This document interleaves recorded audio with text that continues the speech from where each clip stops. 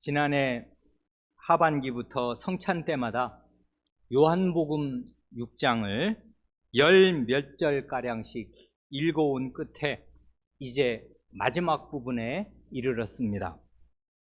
지난번에 47절로 59절까지를 읽었는데 기억을 되살리기 위해서 오늘 먼저 그 부분을 다시 읽었습니다.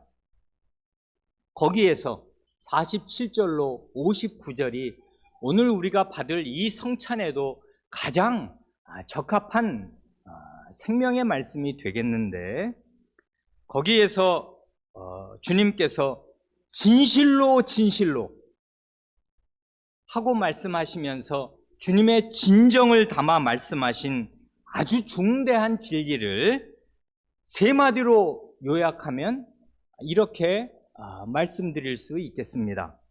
첫째, 나는 하늘에서 내려온 영원한 생명의 떡이다.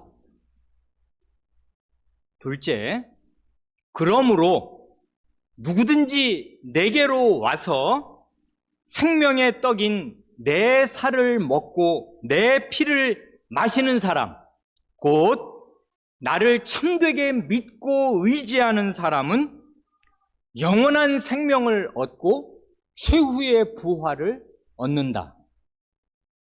셋째, 영생의 떡인 내 살을 먹고 내 피를 마시면 어떻게 되는가 할 때, 내가 그 사람 안에 살고 그 사람은 내 안에 살게 된다.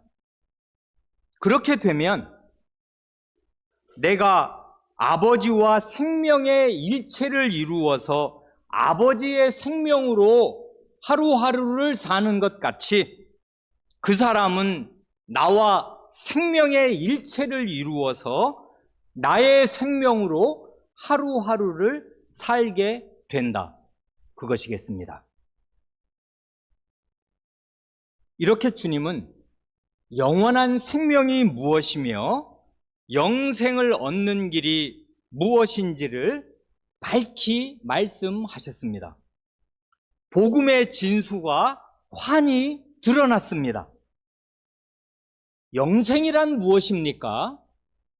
예수님이 내 안에, 내가 예수님 안에 거해서 예수님과 한 몸을 이루어 예수님과 연합해서 일체로 사는 것이고, 그럼으로써 성부와 성자의 생명이 내 안에 살아 숨쉬는 그것입니다. 그게 영생입니다. 하나님의 생명이 내 안에 들어와 사는 것. 이 영생을 얻는 길은 무엇입니까?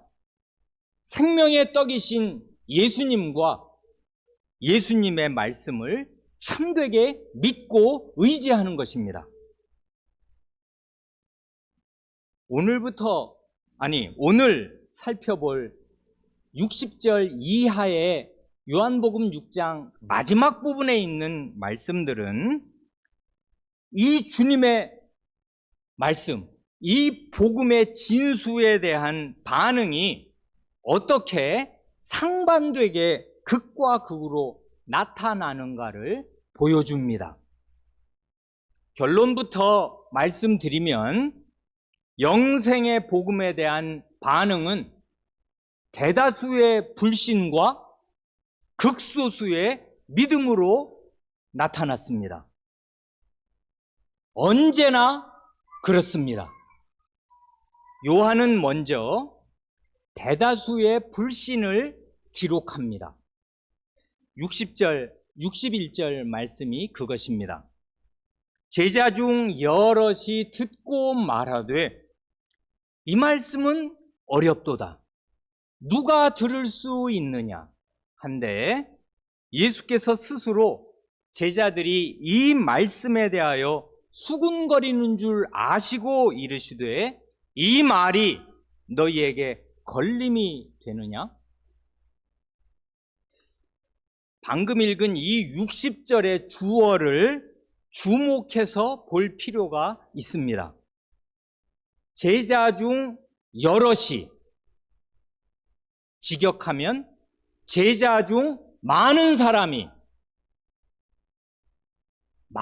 제자들이 수근수근 불만을 표시하면서 이 말씀은 받아들일 수가 없다, 받아들이기 어렵다 하고 튕겨내고 거부하였습니다. 조금 전에는 그 41절 이하가 그렇잖아요. 조금 전에는 예수님의 말씀을 듣고 수근수근 불만을 표시하면서 받아들이기를 거부한 것이 누구냐 하면 대다수의 무리, 유대 군중이었습니다. 그래 41절 이하가 그걸 말하잖아요. 거기 수근수근 한다는 말이 2번 나옵니다. 자기가 예수님이 하늘에서 내려온 떡이라 하심으로 유대인들, 이게 바로 유대 군중 아니에요. 오병이어를 먹었던 그 약 2만 명쯤 될 그 사람들 가운데 이 가버나움까지 따라온 그 사람들 말이에요. 유대인들이 예수에 대하여 수군거려 이르되 이는 요셉의 아들 예수가 아니냐.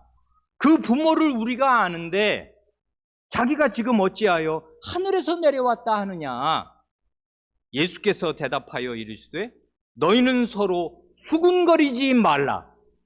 그렇게 불신에 찬 불만스러운 말을 중얼중얼 입 밖에 내지 말아라. 그 입 다물라 하신 것이에요. 수군거리는 이 군중을 향해서 수군거리지 말라 하고 주님께서 그 불신을 제지하셨단 말입니다. 그런데 여기 60절로 오면 놀랍게도 무리, 이 일반 군중보다 예수님께 훨씬 더 가까이 붙어 있었던 제자들 중에서도 많은 사람이 수군수군 하면서 예수님의 말씀에 걸려 넘어졌습니다. 이걸 그냥 뒤집어서 역으로 말하면 주님의 말씀 자체가 제자들이 걸려 넘어지게 하는 거침돌이 되었습니다. 이 말이, 내 말이 너희에게 걸림돌이 되느냐? 하고 화문하신단 말입니다. 그 결과로, 이 결과가 끔찍한데 많은 제자 중 많은 사람이 결국은 이 무리와 똑같은 상태가 되었습니다. 즉 주님의 말씀을 더 이상 못 받으니까 결국 주님 자신을 떠나게 되었습니다. 그래, 미리 내려가서 66절을 먼저 보면 이때부터 많은 제자가 주님을 떠나서 다시는 주님과 함께 다니지 않게 되었습니다. 영구 결별을 한 것입니다. 이날로, 이때부터. 이것을 보면 주님의 말씀은, 그게 참된 주님의 말씀이라면 말이에요. 주님의 말씀은 사람 속에 있는 불신이 그 정체를 드러내게 하는 작용을 하면서 이 복음을 참되게 믿는 사람과 복음을 믿지 않고 배척하는 사람을 계속해서 가르고 구분하는 역할을, 그런 작용을 합니다. 그래, 베드로전서 2장 7절 8절에서도 예수님이 상반된 이중의 작용을 하시는 사실을 말하지 않습니까? 우리가 과거에 이 구절을 자세히 보았는데 예수님이 믿는 너희에게는 보배이나 믿지 아니하는 자들에게는 부딪히는 돌과 걸려 넘어지게 하는 바위가 되었다 하였느니라 하시지 않습니까? 똑같은 예수님이 믿는 사람에게는 보배로운 건물에 하나님의 성전의 머릿돌이 되어서 그 머릿돌 옆에 나는 붙어서 하나님의 살아있는 성전을 이루어가는 살아있는 돈, 리빙스톤이 되게 하는 반면에 똑같은 그 예수님이 어떤 사람에게는 그 몸과 머리가 깨질, 부딪히는 돌, 걸려 넘어지는 바위가 되는 것입니다. 구원의 말씀이 심판의 말씀이 됩니다. 이때 주님의 반응이 조금 놀랍습니다. 주님은 이렇게 불신으로 수군수군하는 제자들에게 아니, 내 말뜻을 그렇게 오해하면 안 되지. 내 말뜻은 말이야 하고 하면서 길게 해명을 하신 게 아닙니다. 오히려 주님은 한층 더 강하게 말씀하시고 한결 더 믿기 어려운 말씀을 하십니다. 뭘 하십니까?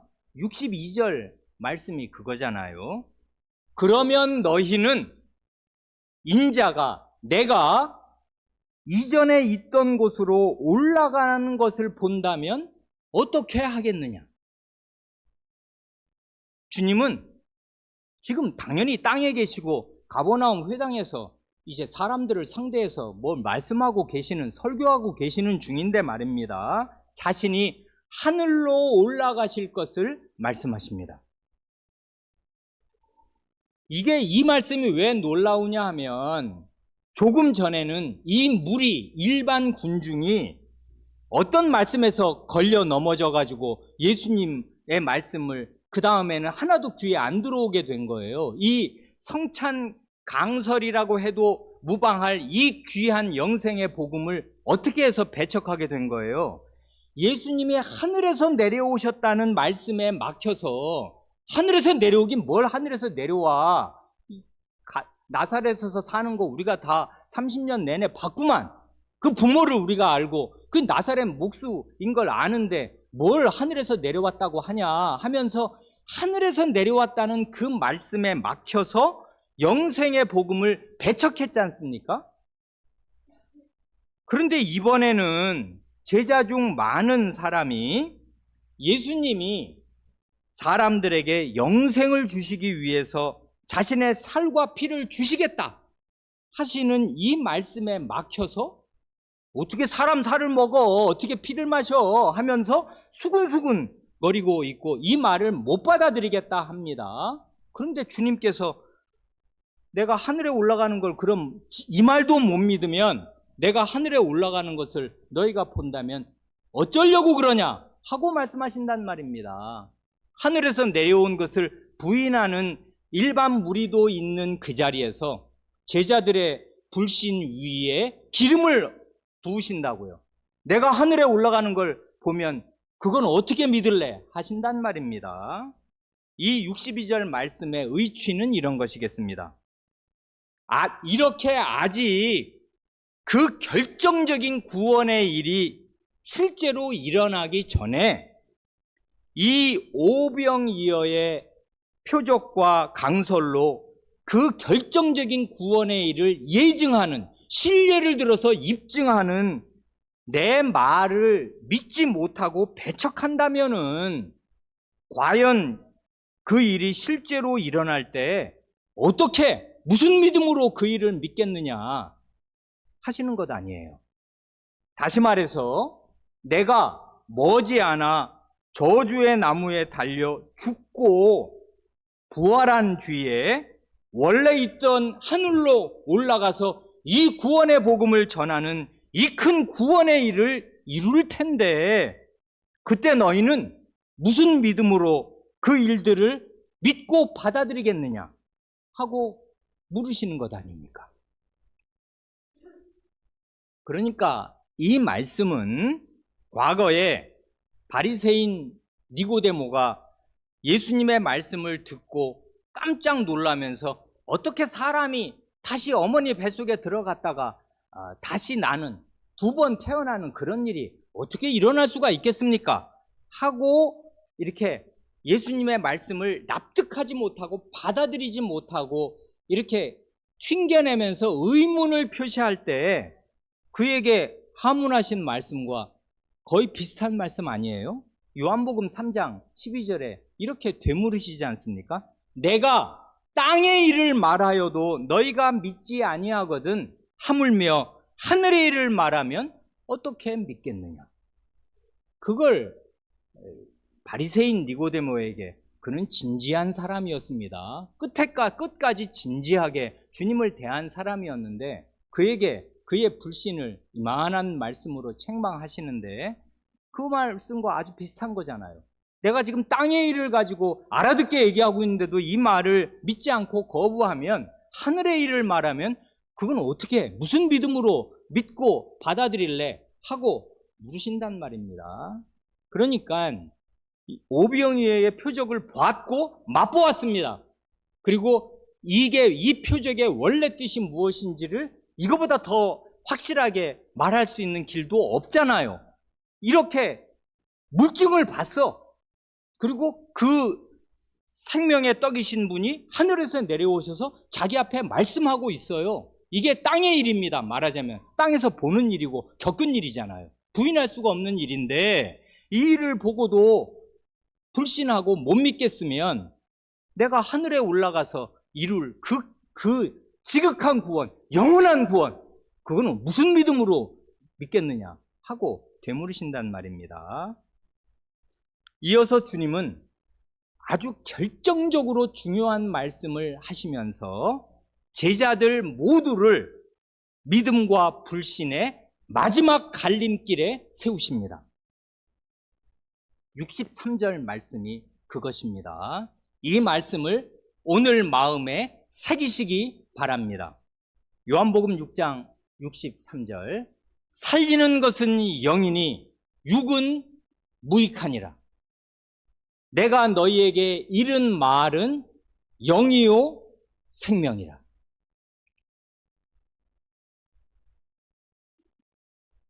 이 말씀 이해하시겠습니까? 살리는 것은 영이니 에서 그 영은 인간의 영혼을 가리키는 게 아닙니다. 인간의 영혼은 살릴 수가 없잖아요. 생명을 줄 수가 없잖아요. 살리는 것은 영이니 할 때 이 영은 인간의 영혼이 아니라 성령, 성신을 가리키는 것입니다. 그러니 이 구절에서 주님은 영과 육을 아주 날카롭게 대조하시는데, 이 영육의 대조는 영혼과 육신의 대조가 아니라 성신과 육신의 대조입니다. 살리는 것, 곧 생명을 주는 것, 영생을 주시는 분은 성신이십니다. 바로 이 면에서 영생을 얻는 이 일에서 우리의 육신은, 타락한 전인은 무익할 뿐입니다. 아무 일도 할 수 없어요. 살리는 것은 영이니 육신은 무익하니라. 살리는 것은 성신이시니 너희 육신은 무익하니라 하시는 이 말씀은 두 가지 면에서 아주 중대한 계시입니다. 첫째로 바로 앞, 요 63절인데 이 말씀, 바로 앞 62절에서 하늘로 올라가실 것을 말씀하신 주님께서 그 다음 63절에서는 성신을 말씀하시는 사실이 대단히 중요하고 의미심장하지 않습니까? 즉 주님께서 하늘로 올라가시면, 승천하시면 하늘에서 성신을 보내셔서 죽은 사람을 살리는 일, 영생을 주시는 일을 본격적으로 하시겠습니다. 둘째로, 이 말씀으로 주님은 이 무리와 제자 중 다수가 불신에서 벗어나지 못하는 이유를 아주 정확히 제시하십니다. 불신의 궁극적인 이유가 뭐예요? 육신에 매여 있기 때문입니다. 육신의 생각에서 벗어나지 못하기 때문이라고요. 일반 군중, 무리는 어떻게 육신에 매여 있습니까? 이 사람들의 최우선 관심은 그야말로 이 땅의 육신, 몸의 건강과 먹고 사는 문제입니다. 그게 모든 관심이에요. 이 땅에서 어떻게 안정되고 편안하게 살 것인가 하는 게 추구하는 전부입니다. 지금 이 세상 사람들의 추구하는 전부가 그거잖아요. 이 한평생 60이든 80이든 100살이든 이 한평생 어떻게 건강하게 무탈하게 평온하게 살 것인가? 내 자식도. 그게 전부잖아요. 생각하는 전부, 추구하는 전부. 그래, 그 사람들은 육신에 매여서 예수님을 자기들의 임금으로 삼고자 하였습니다. 예수님을 왕으로 추대하면 먹고 살 걱정과 질병에서 벗어난다 생각하였습니다. 그럴만 하지 않습니까? 거기 6장 초두가 그거잖아요. 6장 2절입니까? 예수님을 따라다니는 엄청난 무리가 있었는데 왜 그러냐 하면 병자들을 쑥쑥 낫게 하니까 저 양반 잘 따라다니고 저 양반을 우리의 왕으로 모시면 병 걸려도 다 낫는다. 못 고치는 병이 없다. 이것입니다. 그게 사실이었어요. 그리고 빵을 먹었네.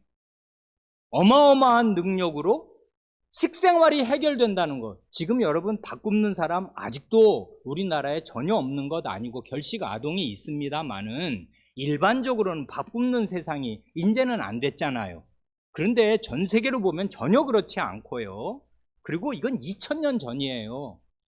보릿고개 정도가 아니라 아마 수시로 굶어 죽는 그 시신이 나왔을 그런 세계란 말입니다. 먹고 살 길이 없는. 그리고 식민지예요. 수탈을 당해요. 그러니 어렵단 말입니다. 그러니 먹는 문제, 몸의 건강, 이걸 빼면 뭐가 있어요? 먹고 살자고 일하는 거 아니에요. 목구멍이 포도청 아니에요. 이 육신에 매여 있으면 살리는 성신을 받지 못합니다. 왜 그러냐면 육신으로 예수님을 바라본단 말입니다. 육신의 필요를 채우는 게 교회 나오는 이유라. 직장 얻어야 돼. 하는 일이 잘 돼야 돼. 내 아들이 좋은 대학 가고 좋은 직장 얻고 이 세상에서 잘 편안하게 살아야 돼. 그게 교회 나오는 이유가 되면 예수님을 못 만난단 말입니다. 참된 예수님을. 다수의 제자들은 그럼 어때요? 그들이 예수님을 따르니 예수님의 제자라는 말을 듣습니다마는 다수의 제자들도 예수님을 따른 이유가 육신에 속한 자기 생각이 있었기 때문이에요. 가룟 유다 같은 사람이 대표적인 사람이고 가룟 유다 말고도 주여 제가 주님을 따르겠습니다 하는 사람들이 계속 나와요. 왜냐하면 예수님이 잘 나가는 때거든요. 기적을 막 행하고 능력이 정말 그 젊은 사람들 말로 쩔어요. 그러니 그 예수님을 따르면 잘 될 것 같단 말입니다. 육신의 생각으로 예수님을 따릅니다. 그래, 자기 생각에 맞으면 예수님의 말씀을 받아들여요. 그런데 자기 생각에 맞지 않으면 주님의 말씀을 튕겨냅니다. 결국 자기 자신, 타락한 자기의 육신이 기준이 되어서 이 기준에 맞으면 예수님의 말씀을 받아들이고 이 기준에 맞지 않고 이해가 안 되든지 어떻게 그런 일이, 그리고 그런 일이 일어나면 결국 내가 원하는 걸 못 얻게 돼요.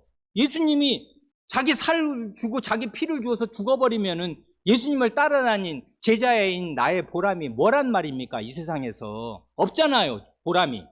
그러니까 그런 육신적인 생각으로 예수님의 제자가 되면 끝끝내 예수님을 따라다닐 수가 없어요. 왜냐하면 예수님이 자기가 세상에 온 본질을 딱 말씀하시면 그건 자기 생각에 안 맞아요. 자기의 육신적인 생각에 어긋난단 말입니다. 그러면 예수님을 떠나게 되는 것이에요. 그래, 살리는 것은 영이니 육신은 무익하니라 할 때 주님께서 이들의 불신의 원인을 정확하게 제시하시는 것이에요. 성신을 받아들여야 산다. 육신으로 살면 무익한 것이고 멸망에서 헤어날 길이 없는 것이다 하고 알려주시는 것입니다. 고린도전서 2장 14절에, 이건 훨씬 나중에 말씀인데 바울 사도가 이때의 일을 마치 요약하듯이 이렇게 말하지 않습니까? 육에 속한 사람들은, 이건 육신에 속한 사람들은 해도 마찬가지입니다. 육신에 속한 사람들은 하나님의 성신의 일을 받지 아니하나니 이는 그것들이 그에게는 어리석게 보임이요 또는 또 그는 그것들을 알 수도 없나니 그러한 일은 영적으로 분별되기 때문이라 하지 않습니까? 육신에 속한 사람, 육신에 매여 있는 사람은 하나님의 성신의 일들을 받지 않습니다. 받지 않고 거부할 뿐 아니라 자기가 볼 땐 그게 어리석게 보이고 미련하게 보이고 알 수가 없어요. 뭔 말인가를. 이런 일은 성신으로만 분별되기 때문에 그렇습니다. 성신을 받은 사람들은 알아요. 근데 이게 영생으로 가는 길이구나 하는 걸 안단 말입니다. 그러면 육신에 매여 있지 않고 성신을 따르는 길이 영생으로 가는 길이고 살림을 받는 길인데, 살아나는 길인데, 어떻게 해야 무익한 육신이 아니라 생명을 주시는 성신을 받는 길이 되겠습니까? 그 비결이 뭐예요? 거기 63절 하반절이 알려주지 않습니까? 내가 너희에게 이른 말은 영이요 생명이라. 주님은 자신의 말씀이 곧 성신이요 생명이라 말씀하십니다. 주님의 말씀과 성신과 생명을 하나로 묶어서 동일시 하셔요. 주님의 말씀, 성신, 생명. 내 말이 영이요 성신이요 생명이다 하신단 말입니다. 근데 여러분, 이 말이 무슨 뜻이에요?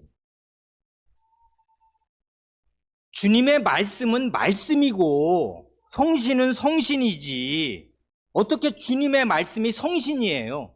이게 말이 됩니까? 주님의 말씀은 지금 내가 너에게 이른 말, 이제까지 말을 했잖냐? 이 말들이 생명이라 했는데 이게 어떻게 생명이에요? 말은 말이고 생명은 생명이지. 이런 게 일종의 우리 주님의 화법입니다. 말법, 말씀하시는 법. 강력하게 잘라 말씀하시는 화법. 그러니 주님의 말씀을, 그 말귀를 잘 알아들어야 이 말을 이해한단 말입니다. 그냥 시간이 없으니까 가장 간단한 예를 이 본문 안에서 들면 이해가 되실지 모르겠습니다. 쭉 내려가서 70절을 보면 주님께서 이렇게 주님 자신의 고유한 화법으로 이렇게 말씀하시잖아요. 너희 중에 한 사람은 마귀니라. 이렇게 잘라 말씀하셔요. 길게 설명을 하시지 않아요.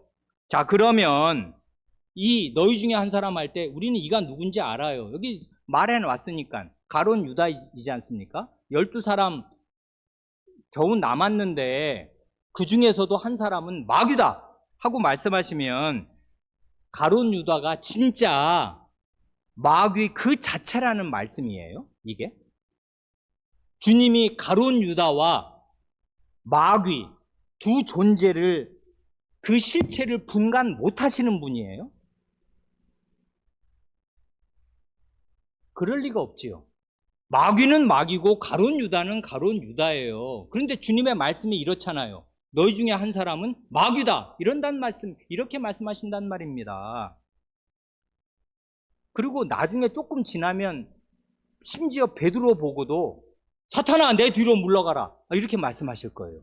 베드로가 사탄이에요? 예수님이 베드로하고 사탄을 지금 구분 못하시면서 이렇게 말을 함부로 하시는 것입니까? 사람들은 너는 마귀다, 너는 사탄이다. 그러면 도대체 어떻게 하라는 말이에요? 그러니까 주님의 말법이 이런 것이에요. 잘라 말씀하셔요. 그럼 이 말씀은 무슨 뜻이어야 돼요? 무슨 뜻이에요? 이 말씀은 가룟 유다가 마귀에게 완전히 사로잡혀서 마귀의 화신, 마귀의 분신 노릇을 하고 마귀의 대행자 노릇을 하게 될 거다. 그런 의미에서 그는 마귀의 수족이다 하는, 이렇게 말하면 말이 길잖아요. 주님이 잘라 말씀하실 땐 그렇게 말씀 안 하셔요. 어떻게 말씀하셔요? 사탄아 내 뒤로 물러가라. 너는 마귀다. 이렇게 말씀하신단 말입니다. 그럼 그 말을 귀를 알아들어야 되잖아요. 자, 주님의 말씀을 알아들으면 여기 내가 너희에게 이른 말, 내 말이 영이요 생명이다 하시는 말씀은 무슨 뜻이겠습니까? 내 말이 성신이라는 말씀이 무슨 뜻이에요? 내 말이 성신이요 내 말이 생명이라는 말씀은 내 말이 곧 성신 하나님의 말씀이요 생명의 말씀이라는 뜻이겠고, 내 말을 믿고 받아들이면 너희가 생명을 주시는 살리는 성신을 받게 되고 영원한 생명을 받게 된다 하는 말씀을 하시려는 것이 틀림이 없는데 이런 말이 길어지잖아요. 그래 요한복음은 정말 강력한 선언으로 가득한데 말이 예수님의 말씀의 화법이 이런 식이에요. 내 말이 성신이요 생명이다. 이렇게 말씀하신단 말입니다. 이걸 한번 들으면 충격적이고 이 말을 마음에 새기게 돼요. 그냥 주님의 이 말씀을 창세기 1장을 배경으로 다시 생각하면 이 말씀의 위력이 더욱 실감납니다. 창세기 1장에 성신이 나오고 1장 2절에 바로 성신이 나오잖아요. 하나님의 신이 수면 위에 운행하시니라. 성신이 나오고 그 다음에 하나님의 말씀이 줄지어 나와요. 하나님이 가라사대 하나님이 가라사대 하나님이 가라사대. 성신이 물을 다 덮고 계시고 그 상태에서 하나님의 말씀이 한 말씀 한 말씀 선언될 때마다 무슨 일이 일어나던가요? 없던 생명이 생겨요. 육해공에 생명이 나온단 말입니다. 없던 새들이, 없던 동물이, 없던 식물들이 나와요. 사람이 나옵니다. 그러니까 성신과 하나님의 말씀이 생명을 지어내는 원동력이에요. 그런데 이 구절에서 주님은 뭐라 말씀하시는 것입니까? 자신의 말씀을 창조주 성신과 동일시하시고 자신의 말씀이 생명을 창조하는 생명의 말씀이라 말씀하시지 않습니까? 내가 곧 창조주다 하시는 말씀과 다를 바 없는 말씀이잖아요. 이게 더 힘 있는 말씀이 됩니다. 이 타락한 세상, 죄로 죽음이 가득한 이 세상에서 내가 하는 말이 성신이요 생명이다 말씀하시면 이 말씀을 받는 사람은 성신을 받고 영원한 생명을 받을 것입니다. 아멘. 이렇게 강력하게 주님께서 말씀하십니다. 그러면 이 말씀을 믿어야 되잖아요. 불신의 원인을 명징하게 제시하셨고 주님 자신의 말씀의 능력과 위력을 가감없이 잊을 수 없이 증언하셨습니다. 이 말, 내 말이 생명의 영생의 말이다. 영생으로 가는 길이며 영생의 기반이며 영생의 원동력이다.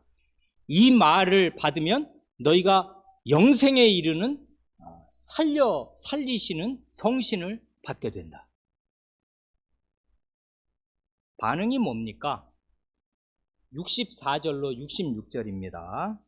그러나 너희 중에 믿지 아니하는 자들이 있느니라 하시니 이는 예수께서 믿지 아니하는 자들이 누구며 자기를 팔 자가 누구인지 처음부터 아심이로라. 또 이르시되 그러므로 전에 너희에게 말하기를 내 아버지께서 오게 하여 주지 아니하시면 누구든지 내게 올 수 없다 하였노라 하시니라. 66절, 이게 요한복음의 분기점입니다. 거대한 분기점. 그때부터 그의 제자 중에서 많은 사람이 떠나가고 다시 그와 함께 다니지 아니하더라. 이게 오병이어 표적의 한 불행한 결론이에요. 우리 사람 눈에는 불행하지요. 많은 군중이 주님께서 베푸신 이 놀라운 표적을 보고서 주님을 떠날 뿐 아니라 제자로 예수님을 가까이 따랐던 많은 사람이 이때부터 주님을 완전히 떠납니다. 그래, 영생의 복음은 아주 특이한 점이 있어요. 믿음과 불신을 갈라냅니다. 계속 갈라내요. 그래서 불신의 정체를 폭로하고 불신의 원인을 폭로하면서 그러면 멸망한다, 이게 살 길이다 하는 것을 명징하게 드러내는데, 그러면 사람이 계속 갈려요. 두 쪽으로 갈리는 게 다수의 불신과 소수의 믿음으로 갈린단 말입니다. 그래, 이때부터 많은 제자가 주님을 이제 영구적으로 떠났습니다. 그때 주님께서 12 제자에게 물으십니다. 이 물으심이 아주 가슴을, 우리의 폐부를 찌르지 않습니까? 너희도 가려느냐?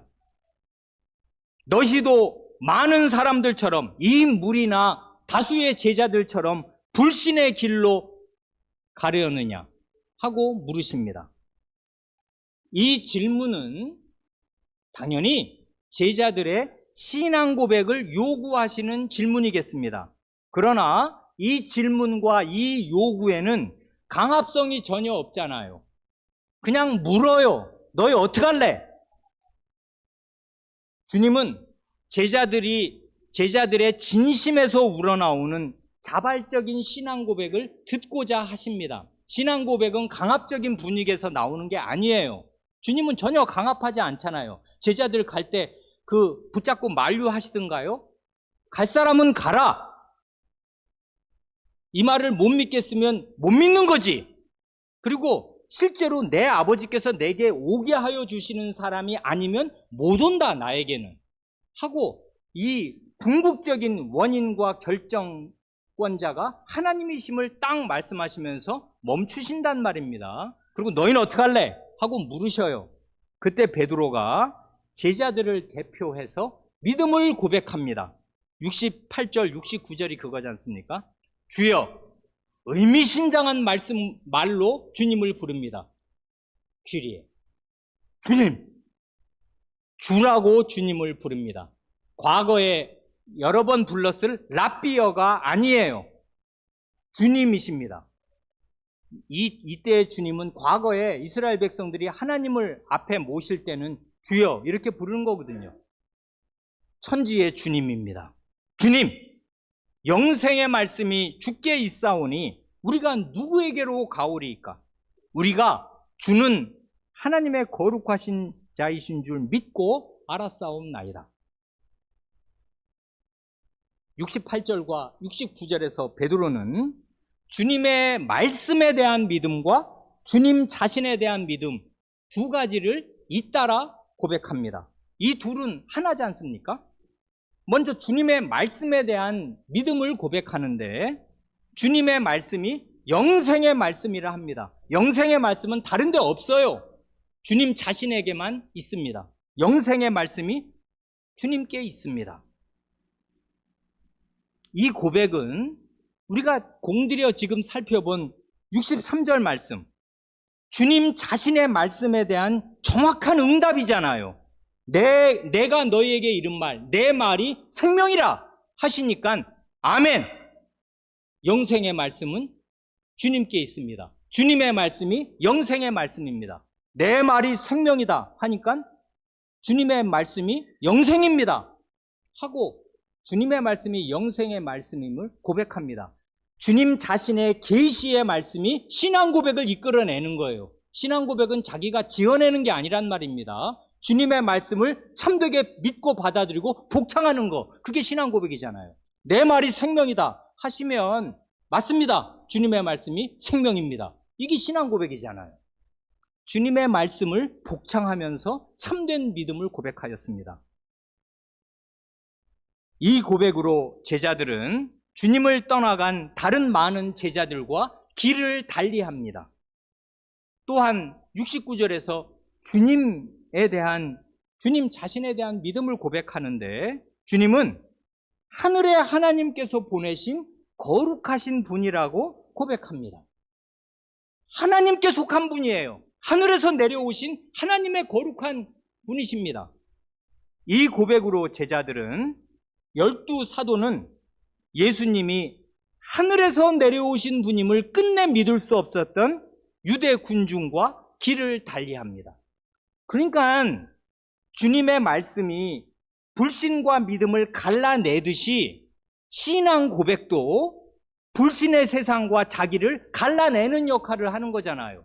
불신의 세상 속에서 바른 신앙을 고백하면서 세상과 길을 달리하는 거예요. 구별되는 것입니다. 신앙 고백으로. 일반 군중과 다르잖아요. 지금 이분 하나님의 거룩하신 분이다, 하늘에서 내려오신 분이 왜 아니냐 이렇게 말하면서 군중과는 갈 길이 달라요. 그리고 이게 영생의 말씀이다, 이 말씀 믿어야 생명을 얻지 하고서 주님을 떠나간 다른 제자들과 길을 달리한단 말입니다. 그러니까 신앙 고백이 정확히 이 갖가지의 양태가 다른 불신과 자기를 구별해요.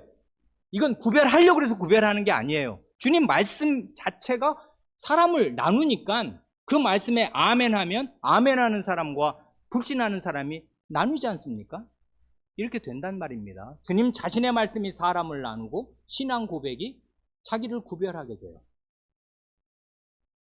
예수님의 사역의 열매, 이 오병이어의 이 거대한 표적을 베푸신 열매가 바로 이것입니다. 올바른 믿음을 고백한 11사도가 그 열매입니다. 주님이 이 열매를 얻으시려고 그 거대한 일을 하신 것이에요. 사실은 누구든지 믿으면 아버지께서 내게 오게 하여 주시는 자를 내가 하나도 거부하지 않을 거니까 누구든지 믿으라고 이 말씀을 하셨고 이 표적을 2만 명에게 다 베푸신 것인데 참되게 믿는 사람은 소수였습니다. 그런데 11사람이 참된 믿음을 고백하면서 주님께 나와왔습니다. 성도 여러분도 주님과 주님 자신과 주님의 말씀에 대한 올바른 믿음을 가지시고 고백하시면서 이 성찬상으로 나오시기 바랍니다. 살리는 것은 성신이니 육은 무익합니다. 이런 참된 믿음이 없으면 이 성찬의 빵과 포도주는 육신의 물질일 뿐이에요. 그냥 한 모금 마시고 한 입 먹는 빵에 불과할 것입니다. 육신은 무익합니다. 그러나 이게 성신 하나님께서 영생을 주시는 은혜의 방도인 사실을 믿고 나아오면 내 믿음이 나를 살리는 게 아니라 주님이 이렇게 정하셨고 주님이 말씀하셨으니 주님의 말씀을 믿는 믿음이 내게 영생을 줄 것입니다. 그래 주님의 말씀이 영생의 말씀입니다. 이제 성찬을 받겠습니다. 성찬은 공적으로 신앙을 고백한 우리 교회의 성찬 회원과 손님 가운데 목사의 시문을 통과하신 분들이 받겠습니다.